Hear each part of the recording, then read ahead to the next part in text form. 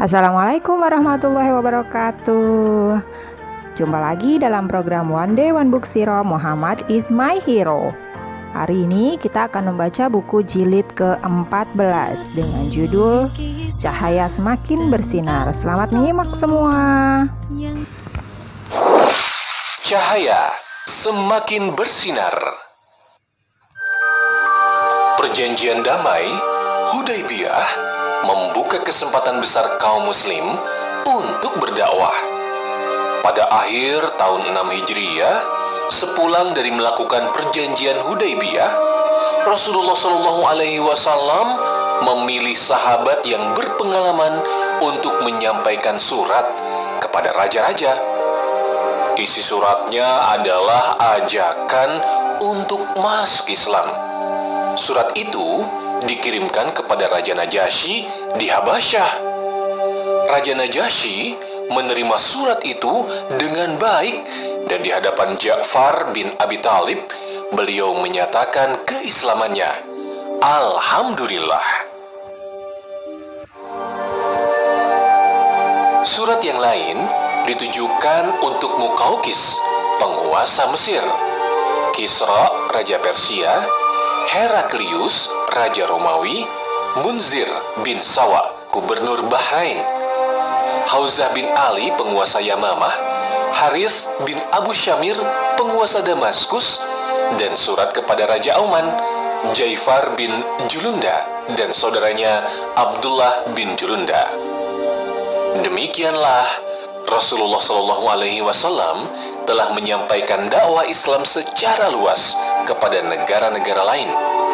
Di antara mereka ada yang memilih masuk Islam seperti Najasyi, Jaifar bin Julunda, dan Abdullah bin Julunda. Ada pula yang mengakui Muhammad sebagai nabi tetapi belum mau masuk Islam seperti Muqawqis dan Heraklius. Ada yang tetap kafir, bahkan memusuhi Rasulullah SAW.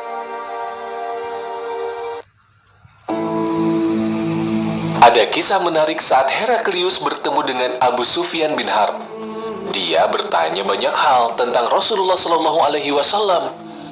Abu Sufyan meskipun masih kafir dan selalu memerangi Rasulullah SAW, tetapi dia menjawab semua pertanyaan Heraklius dengan jujur. Mendengar semua jawaban Abu Sufyan, Heraklius berkata, "Seandainya semua yang kau katakan benar, maka dia Muhammad akan segera menguasai tempat di mana sekarang kakiku berpijak.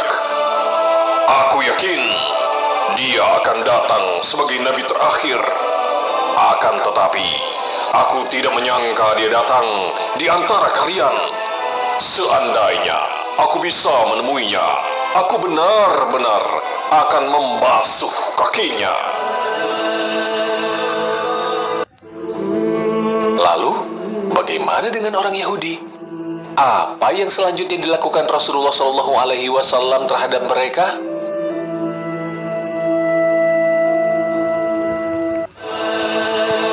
Pada awal tahun 7 Hijriah, Rasulullah SAW dan para sahabat berhasil meluluh lantakan benteng-benteng Khaybar, pusat persekongkolan dan pengkhianatan Yahudi dan kaum munafik. Penduduk Khaybarlah yang selama ini menyusun pasukan untuk memerangi kaum muslim.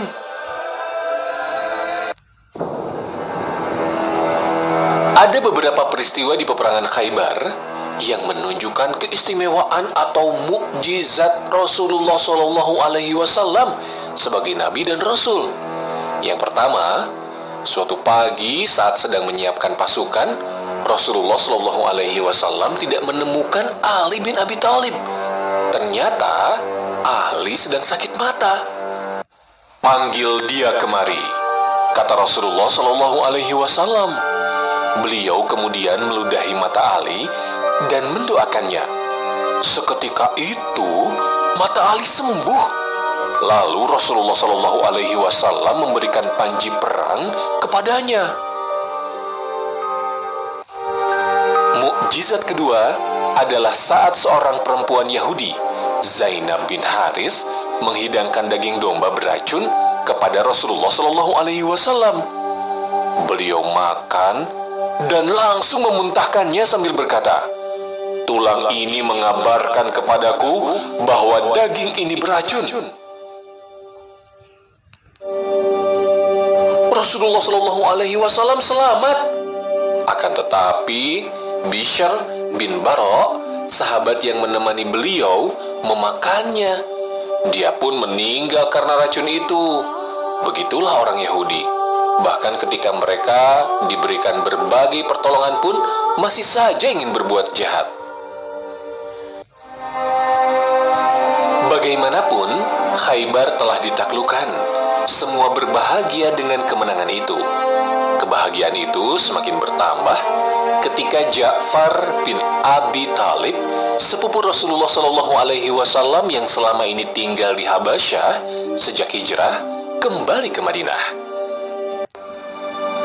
Sampai-sampai Rasulullah Shallallahu Alaihi Wasallam berkata, "Demi Allah, aku tidak tahu apa yang lebih membahagiakanku, kemenangan Khaybar ataukah kedatangan Ja'far." Kaum muslim dapat sedikit bernafas lega. Bertambahlah rasa sukacita ketika setahun setelah perjanjian Hudaybiyah, Rasulullah Shallallahu Alaihi Wasallam bersama sekitar 2.000 sahabatnya kembali berangkat ke Mekah. Beliau melaksanakan umrah yang sebelumnya tertunda. Orang-orang kafir berbondong-bondong naik ke atas bukit untuk melihat prosesi umroh itu.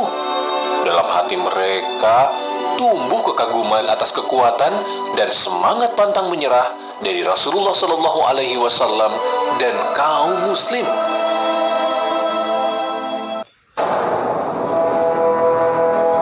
Usai umroh, peristiwa penting kembali terjadi. Perang Mu'tah melawan Romawi pada tahun 8 Hijriah. Sejauh ini, Mu'tah adalah peperangan terbesar yang dihadapi kaum muslim. Jumlah pasukan muslim hanya 3.000 orang, sedangkan pasukan musuh berjumlah 200.000 orang. Perbedaan yang sangat timpang dan tidak sebanding, bukan? Rasulullah Shallallahu Alaihi Wasallam menunjuk beberapa sahabat, termasuk Zaid bin Harithah, sebagai panglima perang sambil berpesan, apabila Zaid gugur, penggantinya adalah Ja'far bin Abi Thalib. Apabila Ja'far gugur, penggantinya adalah Abdullah bin Rawahah.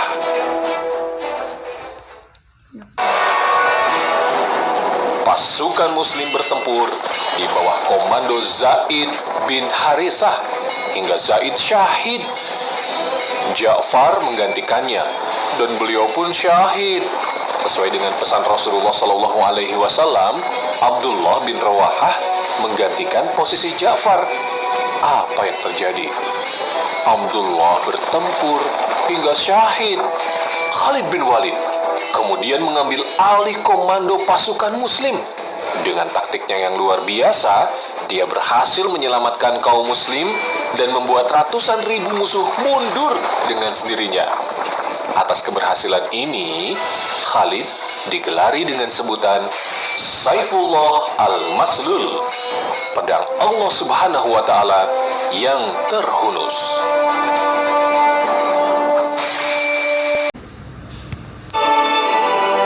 Cahaya Islam semakin bersinar. Kecintaan para sahabat terhadap Rasulnya pun tak lagi terbantahkan. Selesai. Sampai jumpa lagi besok insya Allah di jilid ke-15. Wassalamualaikum warahmatullahi wabarakatuh.